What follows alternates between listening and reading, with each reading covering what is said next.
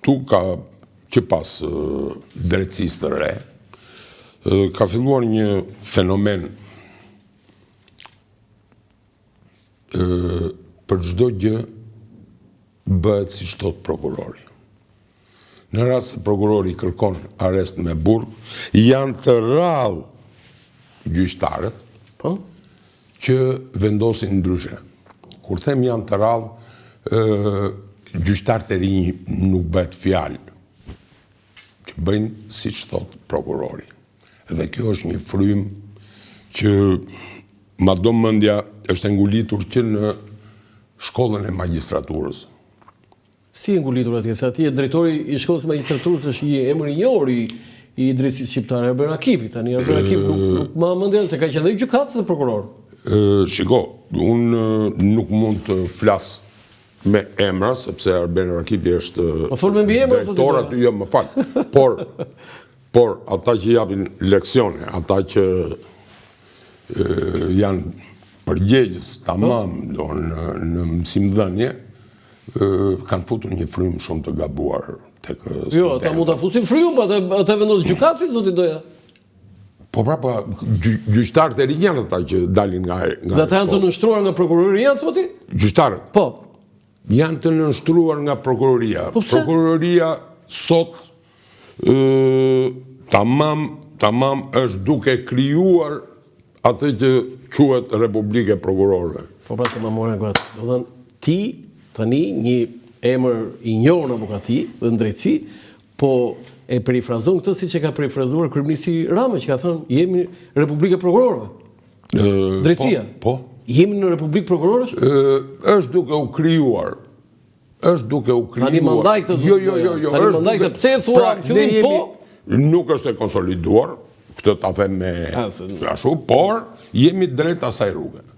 Po shkohet drejt asaj rruge. Po shkohet drejt Republikës së Prokurorëve? Të prokurorëve. Po si ndalet kjo tani?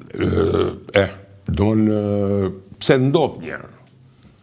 Kjo ndodh sepse gjyqtarët nuk e dinë rolin akoma, nuk janë të vetëdijshëm për rolin që kanë në një proces gjyqësor. Janë ata që vendosin. Mirë po, edhe ligjet janë bërë në mënyrë të tillë që prokurori e vënë një çik sipër gjykatës. Siç ka qenë në kohën time që në kohën do të thua para 90-s. Para 90-s. Kishe etus. I njëjti fenomen po ndodh.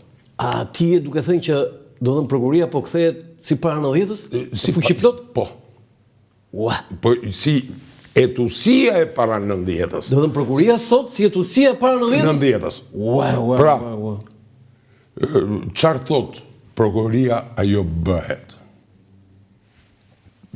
Dhe kjo, do më po e qonë drejtësinë në një rrugë shumë të tani, ka raste tjera që të bëj pasaj pyetjen si zgjidhet kjo, po ka raste tjera që ti edhe nga përvoja jote, edhe kolegëve tu që të më thuash, ky është arrestim, po kemi dhe këtë ngjarje që është me të vërtet për të dhënë alarmin. Shiko, ka një sër ngjarjesh. Po mund të thuash disa çështjesh. Nuk mundet në një emision televiziv po, të përmend çështje konkrete, sepse... Po jo, 2-3 që ka ndodhur me avokatët flasë. Shiko, me avokatët nuk është se ndodh në një ashtu. Avokati vetë kërkon... Po është kështu, shpërfilla nuk i trajton barabartë. Absolutisht, jo. Nuk i trajton barabartë. Jo, por nuk... Shiko këtu. Prokurori asnjëherë nuk është trajtuar i barabartë me avokatin në sallën e gjyqit. Po si është trajtuar? Në status veçantë. Do i japin vetë gjykata i trajton komplet ndryshe. Shiko, gjyqtari me avokatin, me prokurorin, përpara seancës mund të rinë bashkë, të flasin, të bëjnë. Avokati jo. Nuk mund të ri avokati me gjyqtarin që ka çështjen. Po pse prokurori ri? Kurse prokurori ri, sepse është faji gjykatës. Ai s'duhet të afroj as prokurorin, as avokatin. Se punë e arbitrit në fushën e lojës. Ti arbitër. Do unë që aty e shikoj që janë shpërinë e gjykatës. Mënyra si më trajton mua si avokat Mënyra si më diferencon mua nga prokurori. Dhe kjo është gabim. Pra, një prokuror mund të trokasin në zyrën e çdo gjyqtari. Unë si avokat jo. Kjo nuk është e drejtë. Po është normale që ti të trokash në zyrën e gjyqtarit? Nuk është normale. Por ama as prokurorit mos vetë trokas. Atëherë mos e kërkoj. Sepse jo, unë se kërkoj. Se ti se kërkon. Unë nuk e kërkoj. Po prokurori pse kërkon? Prokurori sepse vetë e diskuton çështjen përpara dhe thotë duhet bërë kështu. Po, unë kam këtë mendim dhe do bëhet. Kjo është skandaloze. Sepse Ore tani, si do zgjidhet kjo një se, okej, kjo po merr rrugë kjo e këtij Bajramit. Në rast se nuk futet fryma në gjykat, është gjykata ajo që menaxhon procesin. Po si ta fusësh frymën ti? Si futet fryma? Kjo duhet bërë edhe nëpërmjet vetë shkollës magjistraturës. Po çfarë mësojnë ata atje? Çfarë mësojnë ata përsërisin ato që kanë mësuar në fakultet.